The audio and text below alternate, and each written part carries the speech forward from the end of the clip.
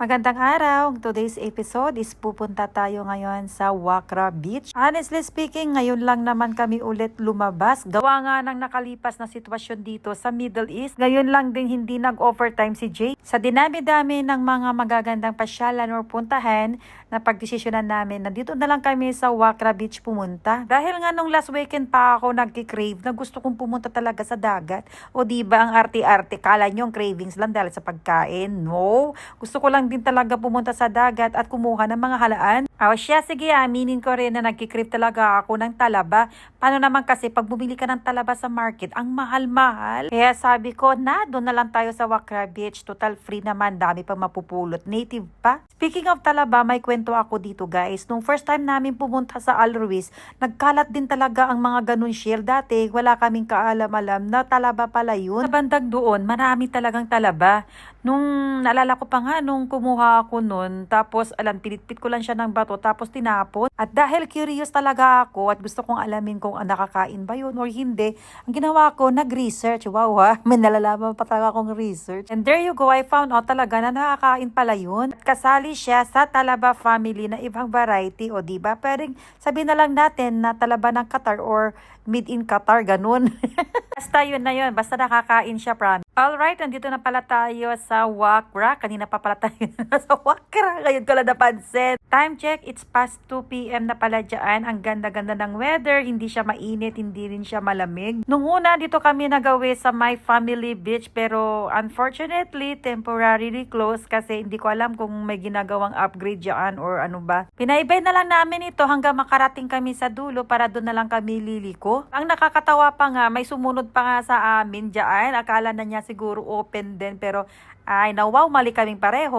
And finally, dito nga nakarating na kami sa may katabi ng Family Beach. So, sa mga oras na to, ang dami-dami na palang nakaparada dyan na sasakyan. Ang dami na rin mga naliligo, mga nagpipiknik, gano'n. Kung napapansin nyo dyan, nagbaon pa ako ng 3 dalandan at isang mansana. So, diba? Para pag nagutom ang mga tao, ayan, may dudukutin agad-agad. Alam nyo ba guys, nung dumating kami dito at nakita ko talaga na super lotay, tuwang-tuwa ang lola nyo. Lola talaga, ay salamat. Sabi ko sa mag-ama ko, basundan nyo na lang ako at mauna na ako guys. Kasi hindi na talaga ako mapigilan. Excited na talaga akong manguha ng halaan at talaba. Niloloko pa nga ako ni Jay Daan. Sabi niya sa akin, tagagalungin daw. Mga hindi nakakaalam, ito talaga yung gustong gusto ko. Yung pumupunta ako sa dagat para kumuha ng mga shells, seaweeds at marami pang iba. Mo lahat yan. Sige. Mag-live ka naman sa Facebook ah. Wala ako. Ang cellphone na sa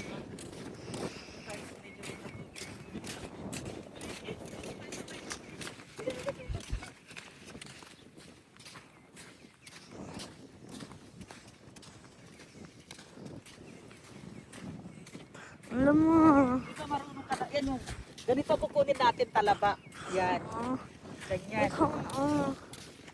ikaw na bahala mo. Mukha kang kan. Asa mo Ano? Ang daming suso. Suso naman ang nakikita ko. Ikaw, balik na ako ma. Bakit? Ayoko mag-help sa akin. Ang kamay ko. Wala nang kamay ko. Ha? Daming suso. Hindi naman, di ko alam kung nakakain ito or hindi. Mga ganyan siya guys, oh. Baka umang din ang laman yan, dami.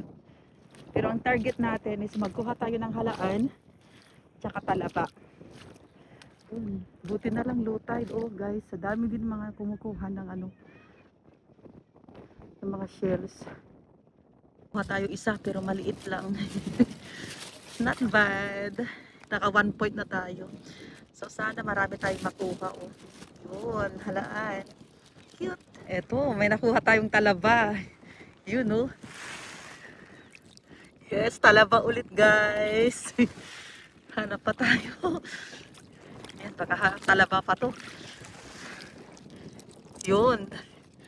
Mga talaba, oh. Nakatatlo na ako. Tapos ito, halaan. Bato. Yan, 3 talaba. Sarap. Ayan si Maya guys. Maliligo si daddy. Ayaw mo maligo?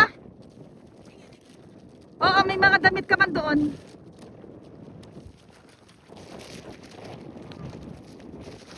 Maliligo din ang tatay. Diyan. Lutay. Sarap. Lumayo. Akin na yung susi. Kung maliligo ka. Saan mo nakita yan? Napatingin? Patay. Napatay na yung crabs na yan. Bagong ano. Minarder mo pa. Sige na, doon na. Doon ka na kay daddy maligo.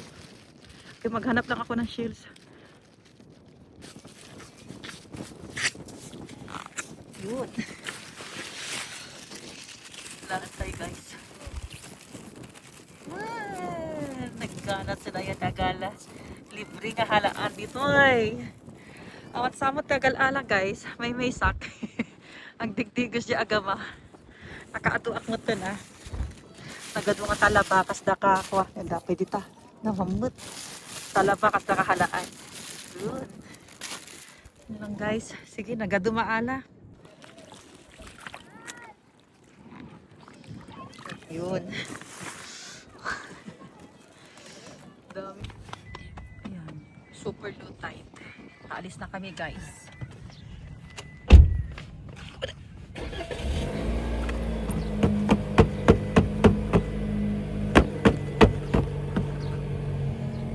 So, ayan guys, nakaalis na kami. Kung ako lang ang masusunod, gusto ko pa talaga na kumuha pa ng marami or kahit hanggang alas 6 pa ng gabi dyan. Kaya lang, nagmamadali ng umuwi ang mga tao kasi nga may yung isa dyan nagugutom na raw at yung isa napagod na daw sa kakaligo sa dagat. Papansin nyo ay unti-unti na rin dumarami ang mga gustong mag-picnic at mag-swimming. So what a beautiful Friday ganap. Sana sa susunod na Friday, dito rin kami pupunta kasi nga ang habol ko talaga ay kumuha ng mga seashells. At least, not bad, nakakuha din tayo ng dose of vitamin C. Ang sabi ko kay Jay ay dumaan muna tayo sa McDonald's. Mag-drive-thru na lang tayo dahil gutom na rin si ako. So, ang in-order lang namin dyan ay mga hamburger, iba't iba lang ng klase, at saka french fries. Sabi ko nga rin kay Jay na parking muna ang sasakyan at kumain muna tayo dyan sa ma-available na parking space. Fast forward, ito na nakarating na kami sa bahay. Flex ko lang sa inyo guys kung ano yung mga nakuha ko doon kanina sa Wakra Beach. Pastiti ka aduna,